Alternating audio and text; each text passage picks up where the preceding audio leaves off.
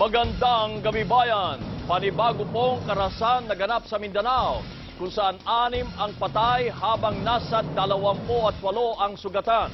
Kasunod naman ng malaking na pagsabog sa Cotabato City. At ayon po sa pangunang report, bandang alas 4 ng hapong kanina nang yanigin ng malakas na pagsabog ang labas ng isang establishmento sa kahabaan ng Sinsuat Avenue.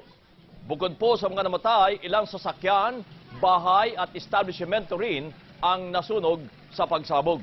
Naganap po ang pagsabog kasunod naman ng pinalabas na Global Security Alert ng Amerika at Interpol.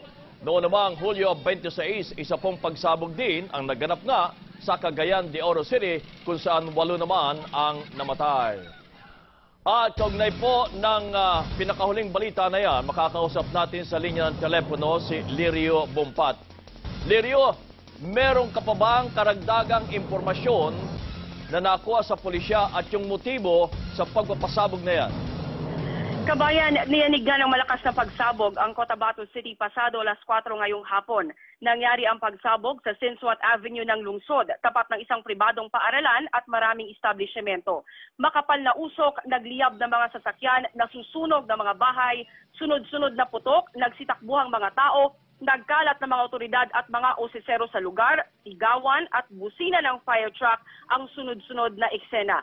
4 ang dead on the spot at isang dead on arrival sa ospital. Ang isang bangkay di na nga makilala dahil nasunog rin ito. Sa ospital, nasa 27 ang isinugod. Sa ngayon, hindi pa matukoy kung ilan sa mga sugatan ang nasa malubhang kalagayan at wala pa rin makapagbigay ng konkretong detalye kung anong bomba ang sumabog. Nakaalerto ngayon ang mga otoridad sa Cotabato City. Wala pa rin pinapadaan sa Sinsuat Avenue hanggang sa ngayon.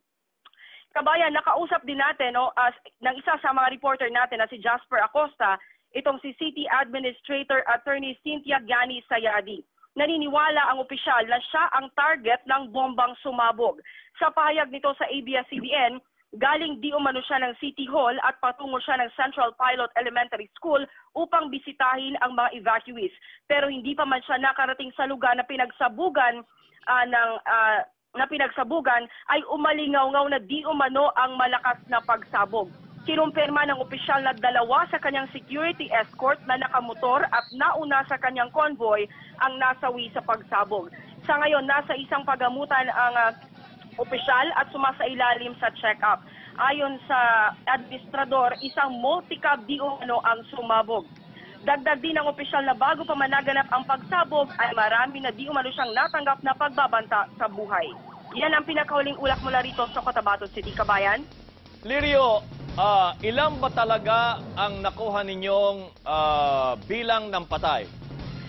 Base sa impormasyon namin, Kabayan, sa pangangalap ng impormasyon namin sa City PNP at saka sa Secretary to the Mayor, 5 ang kinumpirma sa amin na patay sa insidente at 28 naman ang naiulat na sugatan at naisugod sa Cotabato Regional and Medical Center. Ito'y base po sa bulletin na inilagay ng CRMC at nakuha ng ating reporter na si Lori May Andong. Kabayan?